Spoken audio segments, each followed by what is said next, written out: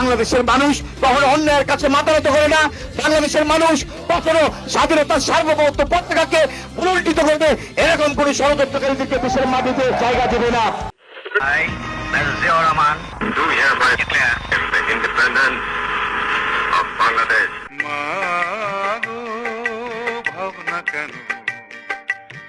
আমরা তোমার শান্তি প্রিয় শান্ত ছেলে, তোর শত্রু এলে অস্ত্র হাতে ধরতে জানি, তোমার ভয় নেই মা, আমরা প্রতিবাদ করতে জানি।